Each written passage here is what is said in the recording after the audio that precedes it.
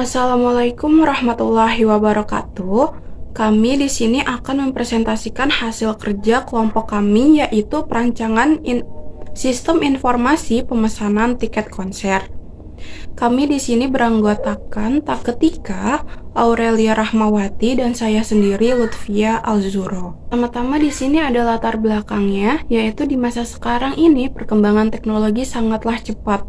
Perkembangan teknologi informasi kini telah mengubah aspek-aspek kehidupan tradisional masyarakat ke arah digital, sehingga dapat mempermudah masyarakat dalam berbagai hal. Dan saat ini industri musik sedang ramai-ramainya. Pertunjukan konser banyak dilakukan oleh musisi-musisi dalam negeri maupun luar negeri. Konser musik diperkirakan akan terus berkembang pesat.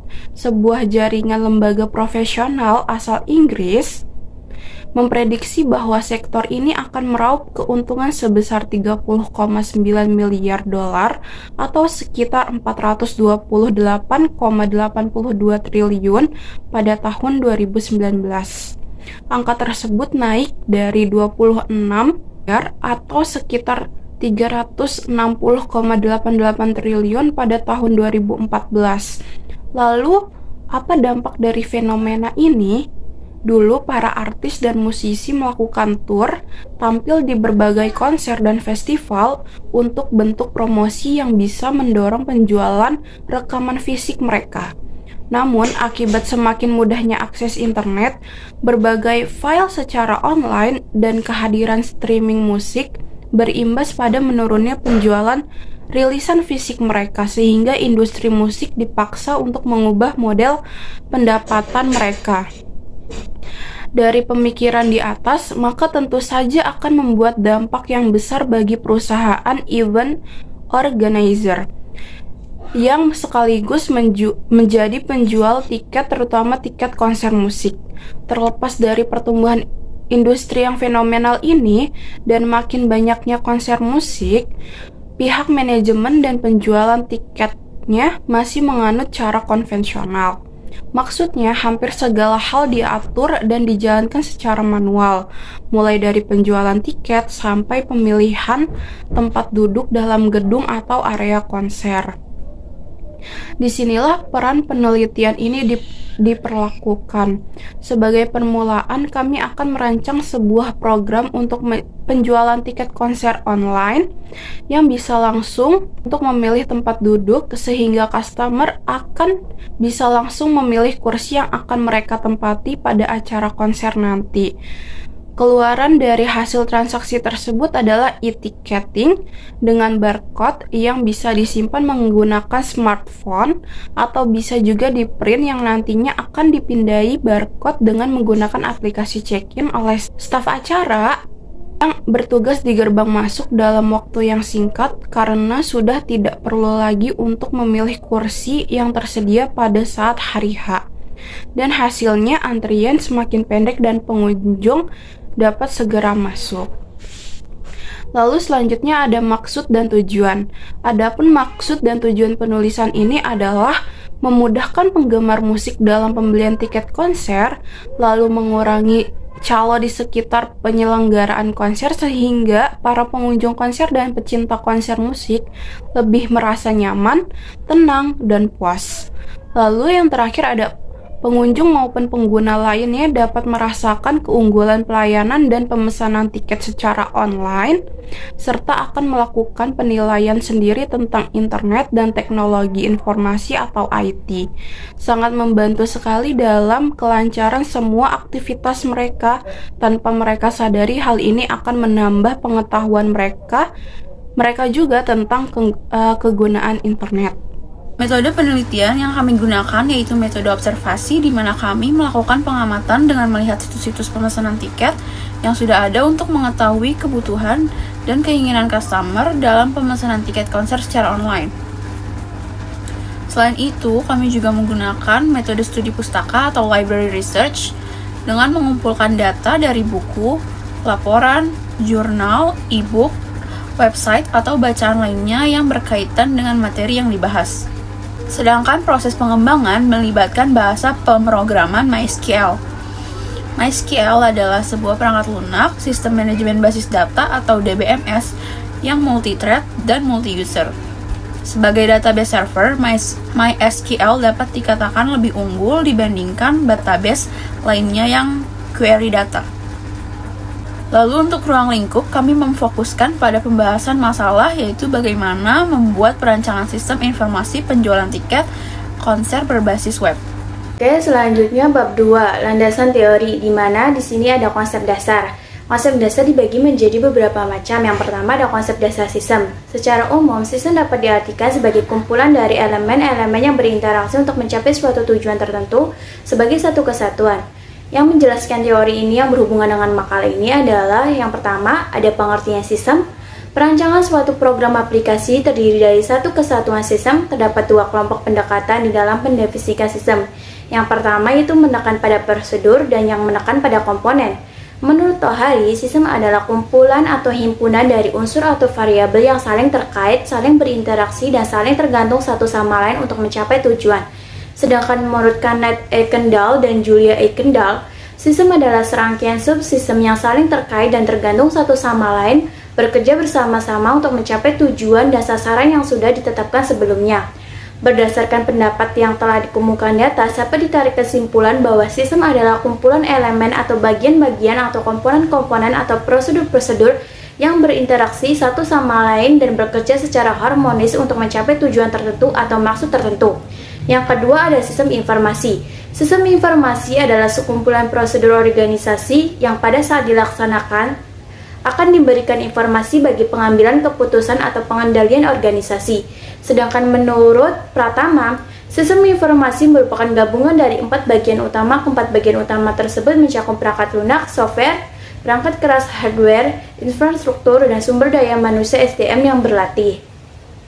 Dari pendapat di atas dapat disimpulkan sistem informasi adalah sekumpulan prosedur organisasi yang saling berinteraksi dan merupakan gabungan 4 bagian utama yaitu perangkat lunak, software, perangkat keras hardware, infrastruktur, dan sumber daya manusia yang terlatih pada saat dilaksanakan akan memberikan informasi bagi pengambilan keputusan atau pengendalian informasi untuk mencapai suatu tujuan. Lalu yang ketiga ada karakteristik sistem. Menurut Tohari, suatu sistem mempunyai beberapa karakteristik, diantaranya yaitu sebagai berikut. Yang pertama ada komponen sistem. Suatu sistem terdiri dari komponen-komponen yang saling berinteraksi, yang artinya saling bekerja sama membentuk satu kesatuan. Lalu yang kedua ada batasan sistem. Batasan sistem merupakan daerah yang membatasi antara sistem satu dengan sistem yang lainnya atau dengan lingkungan luarnya. Adanya batas sistem, maka sistem dapat membentuk suatu kesatuan. Karena adanya batas sistem ini, fungsi dan tugas subsistem satu dengan yang lainnya berbeda tetapi tetap saling berinteraksi. Dengan kata lain, batas sistem merupakan ruang lingkup atau skop dari sistem atau subsistem itu sendiri. Konsep dasar sistem yang keempat adalah klasifikasi sistem. Sistem dapat diklasifikasikan dalam beberapa sudut pandang, diantaranya sistem abstrak dan sistem fisik. Sistem abstrak adalah sistem berupa pemikiran-pemikiran atau ide-ide yang tidak tampak secara fisik. Sedangkan sistem fisik adalah sistem yang ada secara fisik. Sistem juga diklasifikasikan sebagai sistem alamiah atau natural system dan sistem buatan manusia atau human-made system. Sistem alamiah adalah sistem yang terjadi melalui proses alam, tidak dibuat oleh manusia, misalnya sistem perputaran bumi. Sedangkan sistem buatan manusia adalah sistem yang dibuat oleh manusia yang melibatkan interaksi antara manusia dengan mesin. Lalu ada juga sistem tertentu dan sistem tak tentu. Sistem tertentu adalah sistem yang beroperasi dengan tingkah laku yang sudah dapat diprediksi sebagai keluaran sistem yang dapat diramalkan. Sedangkan sistem tak tentu adalah sistem yang kondisi masa depannya tidak dapat diprediksi karena mengandung unsur probabilistik. Selanjutnya ada sistem tertutup dan sistem terbuka. Sistem tertutup adalah sistem yang tidak terpengaruhi dan tidak berhubungan dengan lingkungan luar. Sistem bekerja otomatis tanpa ada campur lingkungan luar. Nah, secara teoritis sistem tertutup ini ada, tapi pada kenyataannya tidak ada sistem yang benar-benar tertutup. Yang ada hanya relatively closed system. Sistem terbuka adalah sistem yang terpengaruhi dengan lingkungan luar. Karena sistem terbuka terpengaruh lingkungan luar, maka harus mempunyai pengendalian yang baik. Lalu, konsep dasar sistem yang kelima yaitu perancangan sistem. Dikutip dari Mulyadi, perancangan sistem merupakan penerjemahan kebutuhan pemakai informasi ke dalam alternatif rancangan sistem informasi diajukan kepada pemakai informasi untuk dipertimbangkan. Lalu yang keenam yaitu penjualan. Seperti yang kita ketahui, penjualan adalah kegiatan di mana perusahaan atau penjual menyerahkan barang atau jasa kepada pembeli dan kemudian pembeli melakukan pembayaran atas barang atau jasa yang diterimanya dengan secara tunai atau kredit. Oke, selanjutnya konsep dasar program. Perancangan sistem informasi menceritakan bagaimana penerapan pengetahuan tentang sistem informasi ke dalam organisasi untuk dapat terus maju dan eksis bila organisasi berkembang sesuai dengan teknologi dan teori organisasi modern.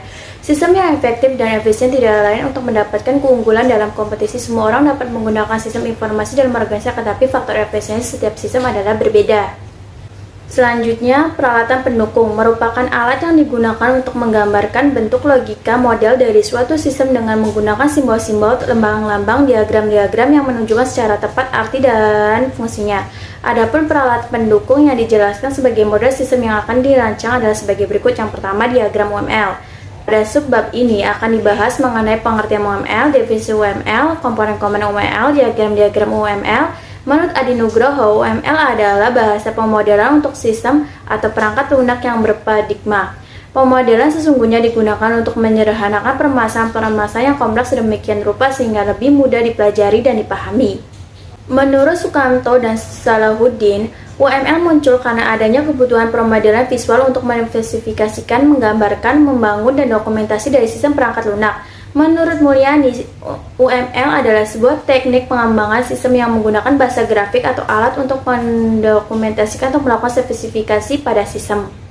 Selanjutnya ada use case diagram. Menurut Sukamto dan Muhammad Salahuddin, use case atau diagram use case merupakan pemodelan untuk melakukan sistem informasi yang akan dibuat. Ada dua hal utama pada use case, yaitu pendefinisian apa yang disebut aktor dan use case. Berikut adalah simbol-simbol yang ada pada diagram use case. Yang pertama ada aktor yang menspesifikasikan himpunan peran yang menggunakan mainkan ketika berinteraksi dengan use case. Yang kedua ada dependensi yang menyatakan hubungan di mana perubahan yang terjadi pada suatu elemen sendiri akan mempengaruhi elemen yang bergantung pada elemen yang tidak mandiri. Yang kedua generalization menunjukkan spesialisasi aktor untuk dapat berpartisipasi dengan use case. Yang keempat, yaitu ada include, menunjukkan bahwa suatu use case seluruhnya merupakan fungsionalitas dari use case lainnya. Yang kelima, ada extend, menunjukkan bahwa suatu use case merupakan fungsionalitas dari use case lainnya jika suatu kondisi terpenuhi. Yang keenam, ada association, yang menyatakan abstraksi dari penghubung antara aktor dengan use case. Yang ketujuh ada use case, menyatakan abstraksi dan interaksi antara sistem dan aktor. Yang kedelapan ada collaboration, menunjukkan elemen lain yang bekerja sama untuk menyediakan perilaku yang lebih besar dari jumlah dan elemen-elemen lainnya. Baik, selanjutnya di sini ada activity diagram.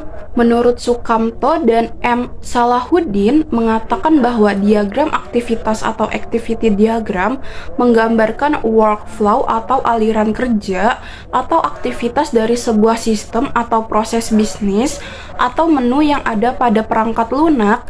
Yang perlu diperhatikan di sini adalah bahwa diagram aktivitas menggambarkan aktivitas sistem, bukan apa yang dilakukan aktor. Jadi aktivitas yang dapat dilakukan oleh sistem.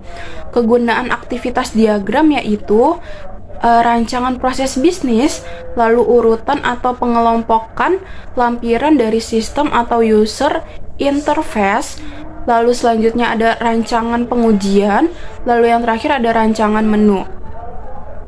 Di sini ada bentuk simbol, nama simbol dan fungsi simbolnya. Yang pertama ada simbol dengan bentuk persegi panjang, yaitu dengan nama activity. Fungsinya menyatakan bagaimana masing-masing kelas antarmuka saling berinteraksi satu sama lain. Lalu selanjutnya ada bentuk simbol panah ke arah kanan, yaitu control flow, menunjukkan urutan eksekusi. Selanjutnya ada tanda panah tapi putus-putus, yaitu object flow, menunjukkan aliran objek dari sebuah action atau activity ke action. Lalu selanjutnya ada bentuk lingkaran hitam penuh, yaitu start point, menyatakan bahwa sebuah objek dibentuk atau diawali. Lalu selanjutnya ada bulatan dengan bulatan di dalamnya hitam penuh, yaitu endpoint, menyatakan bahwa sebuah objek dibentuk atau diakhiri. Lalu selanjutnya ada tanda panah 2 ke kanan dan 1 di depannya, yaitu join atau penggabungan, menyatakan untuk menggabungkan kembali activity atau action yang paralel. Lalu selanjutnya ada 1 tanda panah, lalu di depannya 2 tanda panah, yaitu fork, menyatakan untuk memecah behavior menjadi activity atau action yang paralel. Lalu selanjutnya ada bentuk belah ketupat, yaitu decision, menunjukkan penggambaran suatu keputusan atau tindakan yang harus diambil pada kondisi tertentu. Diagram kelas.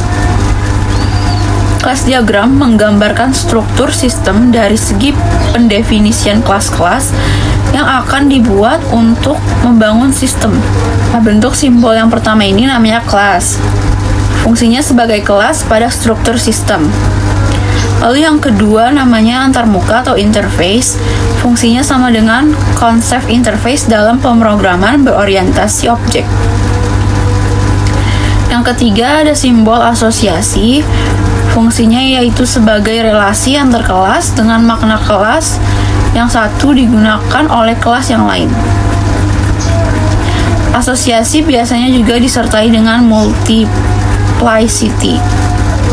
Lalu ada asosiasi berarah atau directed association. Fungsinya sama seperti asosiasi biasa. Lalu yang kelima ada simbol generalisasi yang berfungsi sebagai relasi antar kelas dengan makna generalisasi spesialisasi atau umum khusus.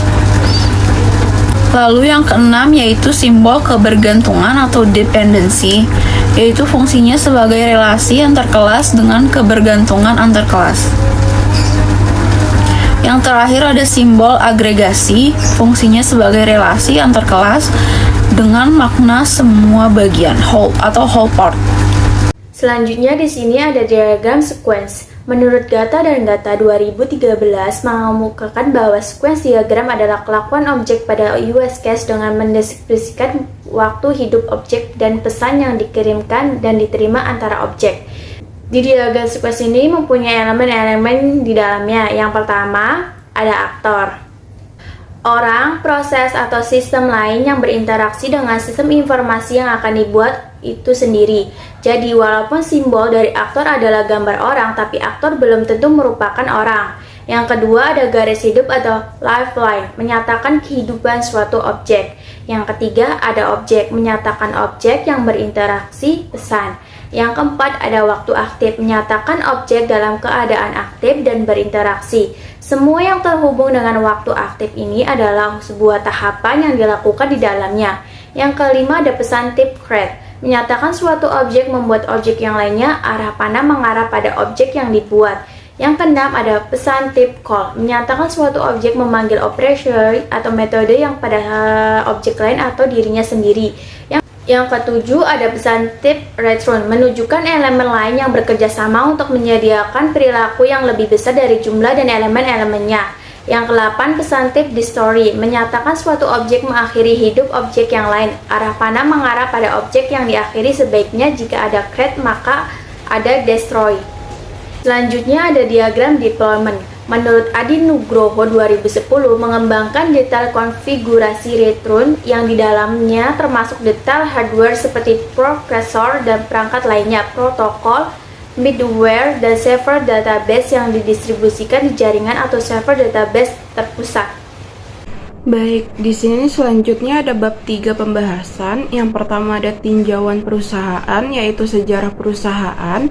Diandra Global Entertainment adalah salah satu event companies paling dinamis di Indonesia, didirikan pada tahun 2019 di bawah naungan Diandra Co, yang mapan sebagai perusahaan induk dan anggota strategis grup Kompas Gramedia. DGE telah berkembang menjadi organisasi yang berhasil dengan mengadakan beberapa konser dan acara besar yang mungkin pernah Anda dengar atau hadiri dalam beberapa tahun terakhir. Misi DGE adalah untuk terus mewujudkan ide-ide out of the box dan menciptakan pengalaman global untuk semua orang dan kami temui di sepanjang jalan apapun latar belakang mereka. Lalu selanjutnya ada tinjauan kasus, yaitu perancangan sistem. Pada perancangan sistem ini dijelaskan beberapa hal seperti object system, requirement, business system, fungsional, dan non-fungsional. Yang pertama ada objective system. Sistem informasi penjualan tiket yang dirancang memiliki objektif sebagai berikut. Yang pertama, melayani penjualan tiket dengan mudah, tidak terbatas oleh waktu dan tempat transaksi. Yang kedua, kesesuaian perhitungan untuk pembayaran, lalu memberikan informasi ketersediaan kursi yang akurat dan up to date kepada pengguna sistem. Lalu yang terakhir adalah memberikan informasi terbaru kepada pengelola sistem. Lalu selanjutnya ada business system. Business system merupakan sistem informasi penjualan tiket yang dirancang adalah sebagai berikut. Yang pertama ada centralized system. Centralized artinya pengelolaan data penjualan tiket akan disimpan dalam satu database. Pada sistem penjualan tiket konser ini terdapat beberapa proses yang otomatis, yaitu ketersediaan kursi. Customer akan mengetahui ketersediaan kursi secara otomatis, diurutkan berdasarkan jenis kursinya. Lalu ada automatic calculation. Proses menghitung akan segera bekerja ketika customer melakukan pemilihan jenis tiket, VIP atau ekonomi, jumlah kursi dan memilih posisi kursi. Lalu selanjutnya ada reminder, status pembayaran. Reminder akan bekerja otomatis ketika transaksi pembayaran belum dilakukan. Selain itu, status pembayaran akan secara otomatis berubah apabila customer telah melakukan pembayaran dengan cara transfer ke nomor rekening bank yang telah ditetapkan. Lalu selanjutnya ada fungsional. Adapun beberapa kebutuhan fungsional yang akan dibutuhkan oleh sistem nantinya diantaranya adalah layanan penjualan tiket konser, konfirmasi pembayaran tiket konser, dan layanan pencetakan tiket konser. Lalu yang terakhir ada non-fungsional. Pada sistem informasi penjualan tiket ini terdapat beberapa kebutuhan non-fungsional. Untuk lebih jelasnya dapat dilihat pada tabel berikut. Yang pertama ada layanan penjualan tiket konser itu dibagi non-fungsionalnya, ada waktu layanan dan response time-nya. Waktu layanannya 24 jam dan response time-nya 10 menit. Lalu ada konfirmasi pembayaran tiket, di situ waktu layanannya 24 jam. Lalu konsernya respon time-nya selama 5 menit. Lalu yang terakhir ada layanan pencetakan tiket, waktu layanannya 24 jam dan response time-nya opsional. Selanjutnya kita masuk ke pembahasan activity diagram. Di sini ada activity login di mana aktor menginput username dan password lalu menekan tombol login. Jika benar, sistem akan menampilkan halaman daftar konser, dan jika salah, sistem akan menampilkan peringatan login tidak valid. Untuk activity detail konser, aktor menekan menu daftar konser, lalu sistem akan menampilkan daftar konser yang tersedia. Aktor menekan tombol lihat detail, dan sistem akan menampilkan detail konser seperti jadwal, tempat duduk, dan harga tiket. Selanjutnya, untuk pemilihan tempat duduk, aktor menekan tombol pilih tempat duduk, dan sistem melakukan pengecekan posisi yang dipilih. Jika tidak tersedia, sistem akan menampilkan peringatan bahwa kursi sudah terjual. Jika tersedia, sistem akan menampilkan tempat duduk tersedia beserta harga tiketnya. Lalu, aktor menekan tombol pesan tiket dan sistem akan menampilkan menu pemesanan tiket. Selanjutnya, aktor menekan tombol pesan tiket, lalu sistem akan menampilkan form untuk melengkapi data pemesanan. Aktor memasukkan data diri dan jumlah tiket, lalu menekan tombol bayar. Setelah itu, sistem akan menampilkan menu konfirmasi pembayaran. Selanjutnya, ini lanjutan untuk activity konfirmasi pembayaran. Lalu untuk activity kelola konser, admin login ke menu admin. Lalu sistem akan menampilkan halaman utama admin, dan admin menekan tombol edit konser. Setelah itu, sistem akan menambahkan halaman edit konser. Lalu admin mengedit detail harga dan upload tempat duduk. Setelah itu, klik simpan. Sistem akan menambah perubahan data konser untuk disimpan di database. Selanjutnya, kelas diagram. Di sini dapat dilihat kelas diagram modelnya. Yang pertama ada user, admin, etiket, pembayaran, pesan tiket, dan konser. Dapat dilihat elemen-elemen setiap aktornya. Selanjutnya, diagram sequence. Diagram sequence yang pertama ada sistem login, di mana pemesan atau aktornya menginput username, password ke halaman login. Kalau sudah, langsung ke penerima login. Jika penerima login diterima atau data valid, maka ke halaman utama. Jika tidak, maka akan kembali pada pemesan. Selanjutnya ada diagram sequence sistem lihat data konser. Yang pertama yaitu pemesan atau aktornya melihat detail konser ke halaman daftar konser. Jika sudah daftar konser, lalu langkah ketiga lihat detail ke detail konser. Jika sudah detail konser, maka data-data dari detail konser tersebut dapat dilihat di halaman detail konser. Oke, selanjutnya diagram sequence pemilihan tempat duduk. Aktor atau pemesan pilih tempat duduk di halaman pemilihan tempat duduk. Yang kedua, lihat daftar tempat berduduk. Lalu info tempat duduk di halaman daftar tempat duduk. Lalu penginputan tempat duduk. Jika tempat duduk yang sudah dipilih ada, maka akan lanjut pada halaman tempat duduk. Tapi jika tidak ada atau invalid, maka kembali ke halaman pendaftaran tempat duduk. Jika data tempat duduk ada, maka langsung pemesan ke halaman pembayaran tiket.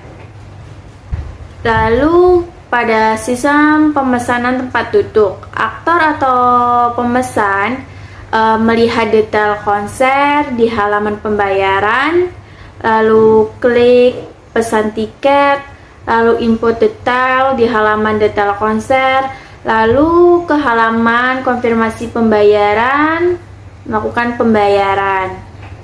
Selanjutnya diagram sequence sistem konfirmasi pembayaran, yaitu pertama kita masuk pada halaman pesan tiket, kita klik konfirmasi pembayaran, lalu kita ke halaman konfirmasi pembayaran, lalu kita input detail konfirmasi. Jika input detail konfirmasi invalid, maka akan kembali ke halaman konfirmasi pembayaran. Tapi jika konfirmasi detail valid, maka pesan konfirmasi pembayaran data tersimpan. Lalu tampilan konfirmasi pembayaran akan terlampir pada saat input data terkonfirmasi. Selanjutnya diagram sequence sistem pengelolaan konser. Admin akan login pada halaman admin, klik login, lalu admin akan klik edit, tampilan edit konfirmasi, lalu edit konser. Jika admin sudah melakukan edit konser, maka langkah selanjutnya input konser dan kelola lainnya, lalu simpan. Jika admin sudah menyimpan, maka secara otomatis sistem akan menyimpan pada database dan tampilan pada layar utama. Selanjutnya ada komponen diagram. Komponen, lalu ke web server, setelah web server ke etiket. Di etiket ada etiket ke pelanggan, etiket ke transaksi. Dari transaksi ke pemesanan tiket, transaksi ke konfirmasi pembayaran. Selanjutnya deployment program. Deployment program ini ada web server, Apache, di mana ada pengguna, web browser, konser laku, pihak internet, lalu ada admin, web browser dari internet. Setelah web servers Apache, lalu akan ke database servers atau DB connector.